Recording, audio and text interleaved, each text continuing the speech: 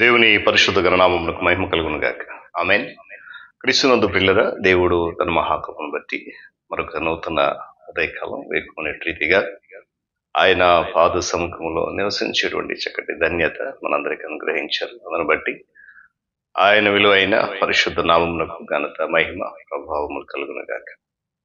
క్రీస్తునందు ప్రియులైన దైవజనులు, స్నేహితులు, విశ్వాసులు, సహోదరి సహోదరులు, ఈ కార్యక్రమాన్ని వీక్షిస్తున్న ఆత్మీయులందరికీ కూడా ప్రియ ప్రభువును రక్షకుడైన యేసుక్రీస్తు వారి ఉన్నతమైన నామంలో ఉదయకాలపు శుభములు మరియు నిండు వందన తెలియజేస్తాను. మీరంతా బాగున్నారు కదండి? చాలా సంతోషం.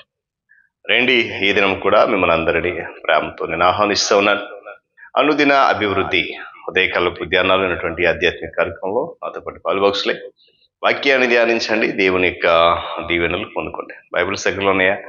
తెరచి చూడండి. లేని పక్షం చదువుతున్న మాటను జాగ్రత్తగా వినండి, గ్రహించండి. నేటి దిన ధ్యాన వాక్యంగా యెహోషువ గ్రంథము 24వ అధ్యాయము 15వ వచనంలో ఒక మాటను జ్ఞాపకం చేస్తా ఉన్నాను.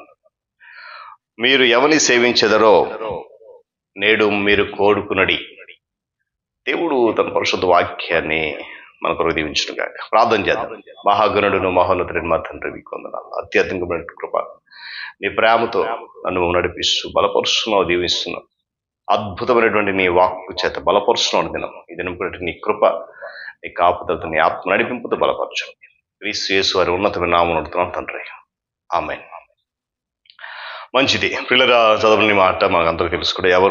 ఎవరితో పలికారు, ఏ సందర్భంలో పలికారు అనేటువంటి మాట జాగ్రత్తగా గమనిస్తే, మోషే చనిపోయిన తర్వాత ఇశ్రాయేలు ప్రజలకు నాయకుడిగా ఏర్పాటు చేయబడినటువంటి యెహోషువ తన జనులతో, అనగా ఇశ్రాయేలు జనులతో మాట్లాడుతున్న మాట ఇక్కడ మనం గమనిస్తాం.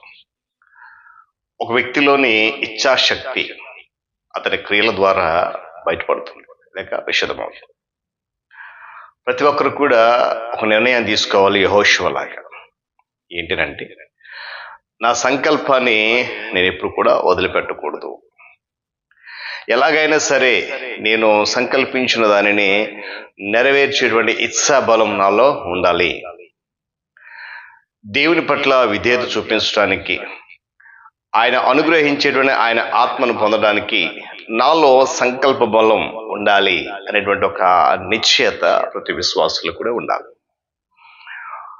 ఇహలోక సంబంధమైన విషయాల్లో ఇచ్ఛా బలం చాలా ఎక్కువ ఉంటుంది మనలో. కానీ ఆత్మ సంబంధమైనటువంటి విషయాలకు వచ్చేసరికి ఈ ఇచ్ఛాశక్తి అనేది చాలా కొద్దుగా. అందుకే ఈ సంకల్పాలని యెహోషువను బట్టి మనం నేర్చుకోవాల్సిన అవసరత చాలా ఉంది. దేవుడు నాకు సత్యం గురించి దర్శనం ఇచ్చినప్పుడు ఆయన ఏం చేస్తాడు అనేది ప్రశ్నార్థకం కాదు, కానీ నేనేం చేస్తాననేది ముఖ్యమైనటువంటి ఆలోచన, గ్రహింపు మనలో రావాలి. పిల్లలు, ఎందుకంటే దేవుడు మనలో ప్రతి ఒక్కరి ముందు గొప్ప గొప్ప ప్రతిపాదనలు ఉంచుతూ ఉన్నాడు, గొప్ప ప్రణాళికలను ఉంచుతూ ఉన్నాడు. అయితే దేవుడు నన్ను రక్షించినటువంటి తొలి దినాలు లేక తొలి క్షణాలను మనం జ్ఞాపకం చేసుకోవాల్సిన అవసరం ఉంది. ఆయన మనను తాకిన తొలి సందర్భాన్ని గుర్తుకు తెచ్చుకోవాలి. యేసుక్రీస్తు ప్రభువారి దగ్గరికి వచ్చిన మొదటి పరిచయాన్ని మనము జ్ఞాపకం చేసుకోవాలి.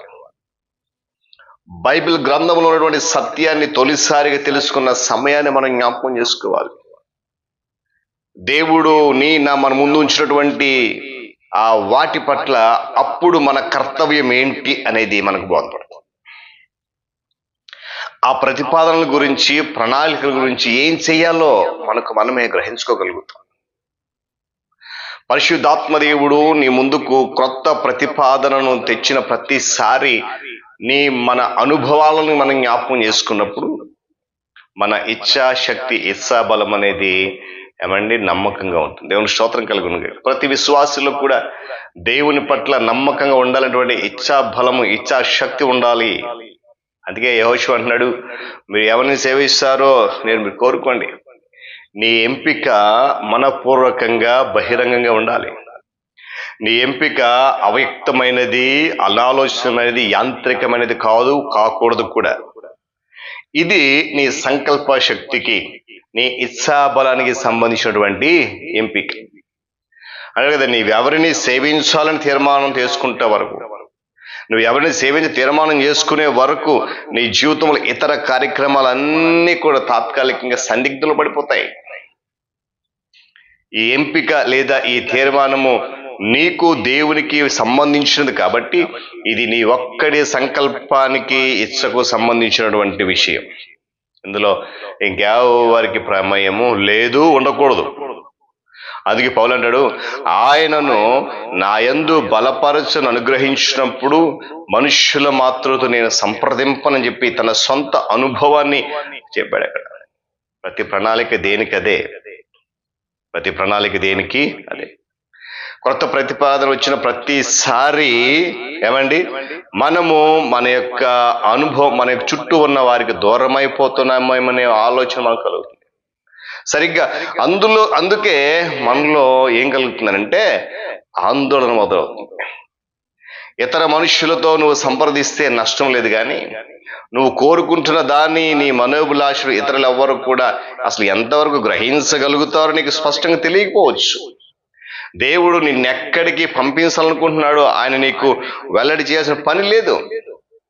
అయితే ఆయన తన గురించి మాత్రమే నీకు వెల్లడి చేస్తాడు. దేవుని స్తోత్రం కలిగి ఉండగా గట్టిగా చెప్పాలి, హలో. కనుక అందుకే ఏది చెప్పినా కూడా ఆయన పనిలో లేక ఆయన బాటలు నడవాలంటే నమ్మకంగా ఉండాలనేటువంటి ఇచ్ఛాశక్తి మనలో ఉండాలి. అలాంటప్పుడు నువ్వేం చెప్తావంటే, నేనును నా ఇంటి వారిని యెహోవాను సేవిస్తూ బహిరంగంగా ఒప్పుకుంటాం. యేసుక్రీస్తు ప్రభు వారిని నువ్వు సేవించడం నిర్ణయించుకున్నప్పుడు మిమ్మల్ని గూర్చి మీరే సాక్షులే ఉన్నారనేటువంటి విషయాన్ని మనం జ్ఞాపకం చేసుకోవాలి. సహా క్రైస్తవుల్ని సంప్రదించాల్సిన పని లేదు. నీ మట్టుకు నువ్వు సూటిగా స్వేచ్ఛగా నేనును నా ఇంటి వారిని యెహోవాను సేవించిన నిర్ణయాన్ని వెల్లడి చేయి. నమ్మకంగా ఉండాలని ఇచ్ఛాశక్తిని, సంకల్ప బలాన్ని కలిగి ఉండాలి. అంతేకాకుండా ఇతరులకు కూడా ఆ ఇచ్ఛాశక్తిని, సంకల్ప బలాన్ని పెంపొందించే విశ్వాసిగానే ఉండాలి. యెహోషువ చేసిన పని అదే. కాబట్టి ఉదయకాల్సిన పిల్లరా, మనము కూడా యెహోషువ వలె నమ్మకంగా ఉండాలనే ఇచ్ఛాశక్తి కలిగి ముందు కొనసాగుతాం. దేవుడి మాటలు మనకు దీవించును గాక. ప్రార్థన. ప్రేమమయుడా, మహోన్నతుడా, సర్వాధికారి, సర్వశక్తి మంతుడా, స్తోత్రాలు.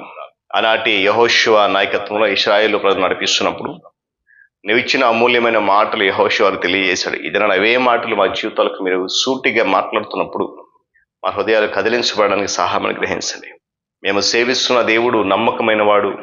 ఆ నమ్మకంలో ఉండాలనే ఇచ్ఛాశక్తిని, బలాన్ని, సంకల్పాన్ని నాలో మన దయచేయండి.